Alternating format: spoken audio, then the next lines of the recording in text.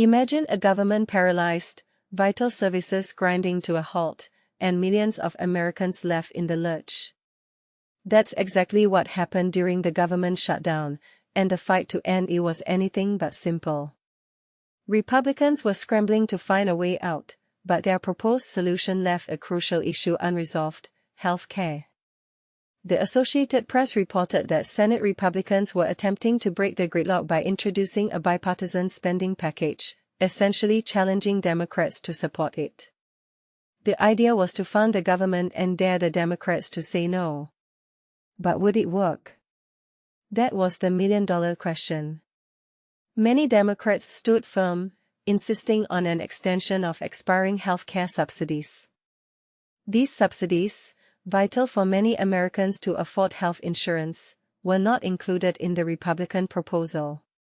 Senate Democrats, after already voting against reopening the government 14 times, held their second caucus meeting of the week, still searching for a compromise, both with Republicans and amongst themselves.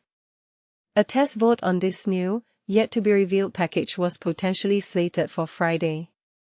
This presented Democrats with a critical decision: continue fighting for a meaningful deal on health care subsidies, even if it meant prolonging the shutdown's impact, or vote to reopen the government and trust Republicans to eventually address health care, with no guarantee of a favorable outcome. And this is the part most people miss: it wasn't just about political maneuvering, real people were suffering.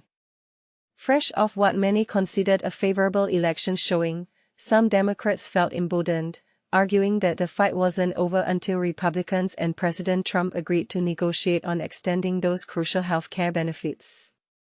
"That's what leaders do," stated Democratic Senator Ben Ray Lujan of New Mexico, emphasizing the responsibility of the majority party to find common ground. But here's where it gets controversial. Was this a principled stand or political stubbornness?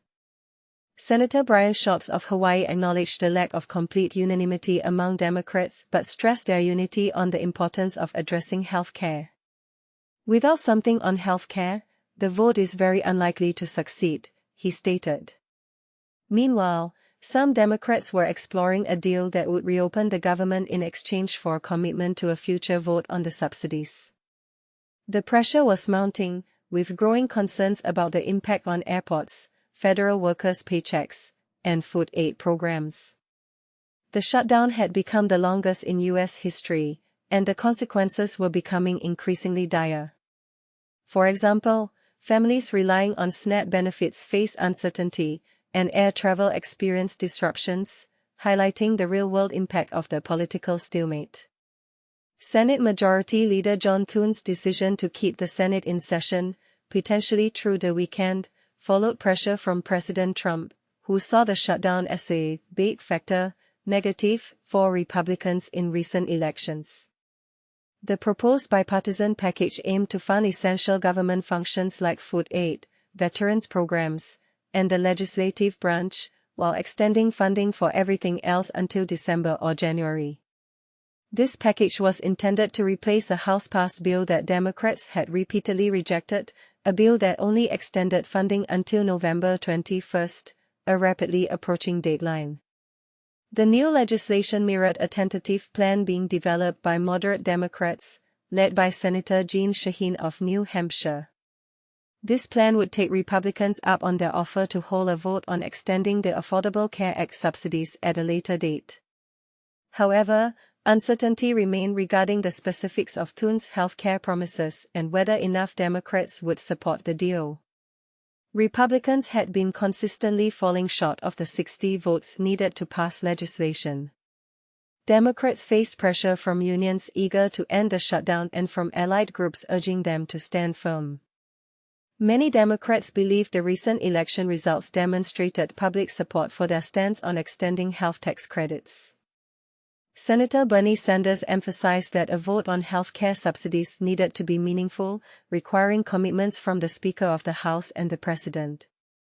But Speaker Mike Johnson made it clear he wasn't making any promises, creating a setback for negotiators.